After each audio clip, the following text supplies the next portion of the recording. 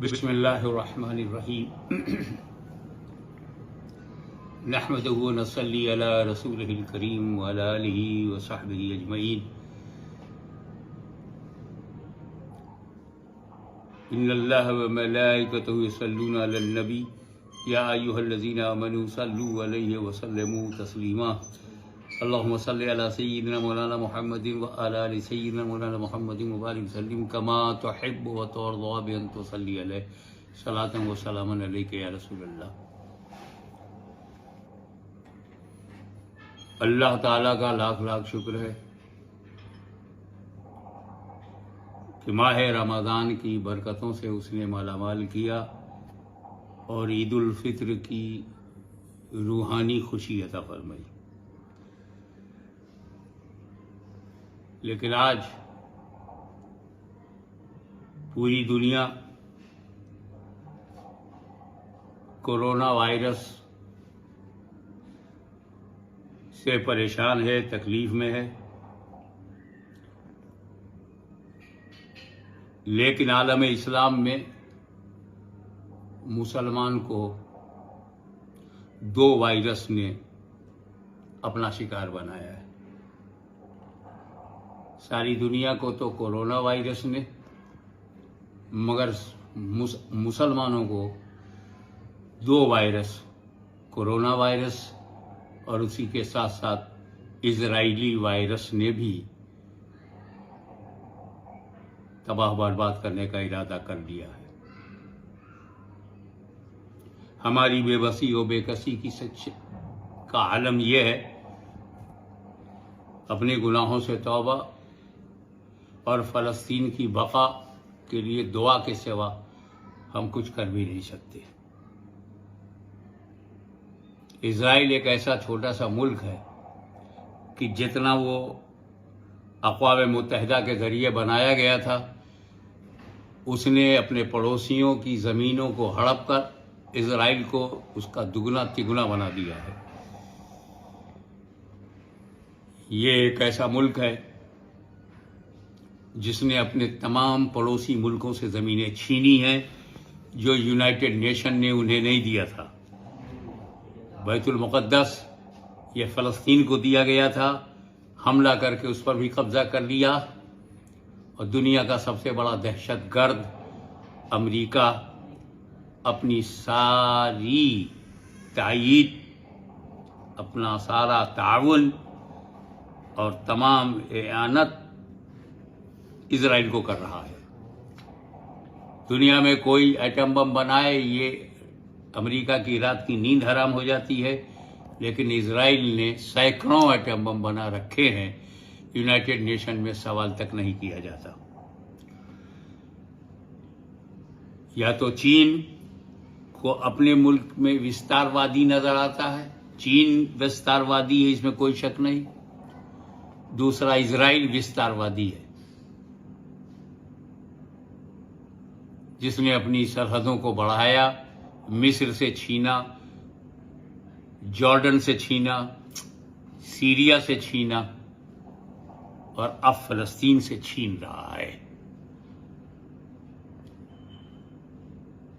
अगर अरब ममालिक मुस्लिम ममालिक कहलाते हैं,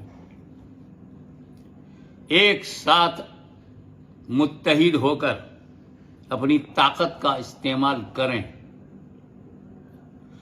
तो इजराइल एक हफ्ते का मेहमान है। लेकिन अब सबसे ज्यादा अफसोस की बात यह है कि वो हरम मक्का और हरम मदीना, हरमैन शरीफैन,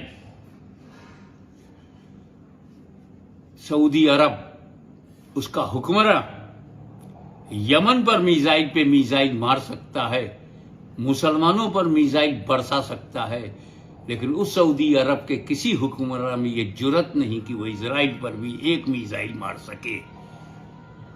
हमास के अलावा वो कोई अरब ताकत नहीं है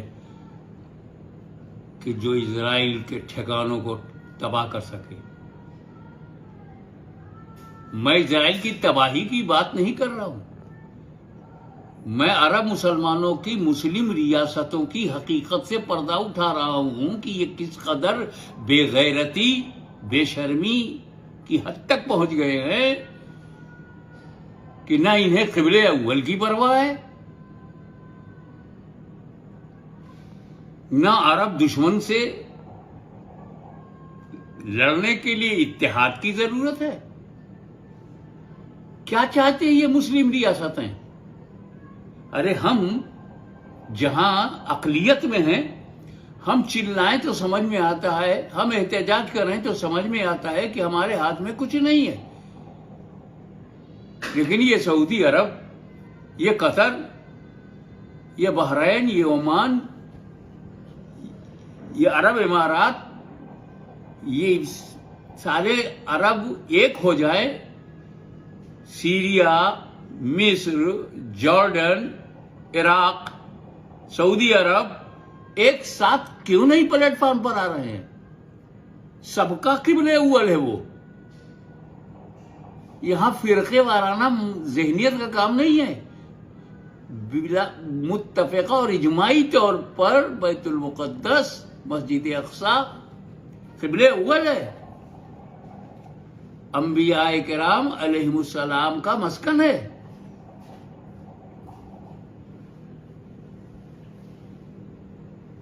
एक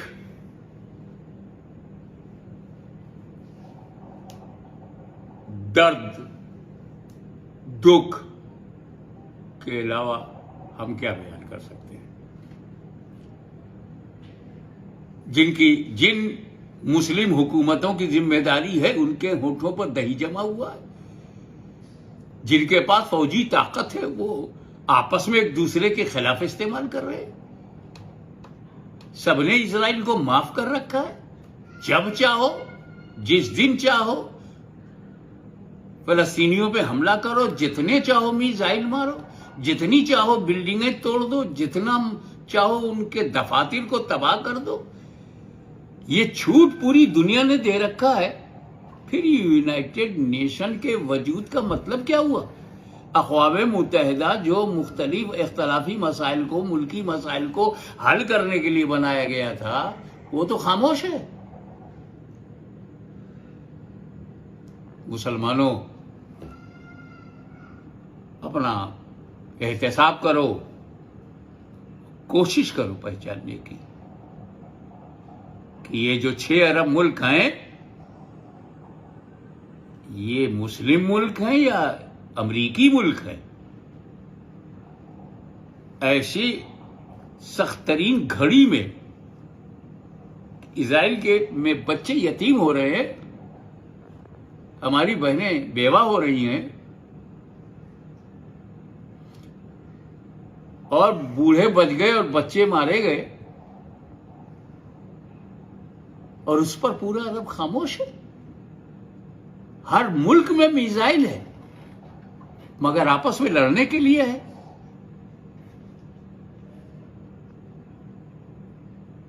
हमको सबसे ज्यादा शिकायत सऊदी अरब से है कि वो लड़ना भी जानता है, मगर शर्त यह है कि मुस्लिम मुल्क हो तब लड़ेगा।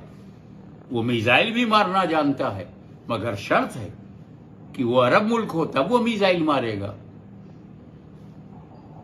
और आज तक किसी भी जुल्म के बदले में इजराइल पर सऊदी अरब ने कोई हमला नहीं किया।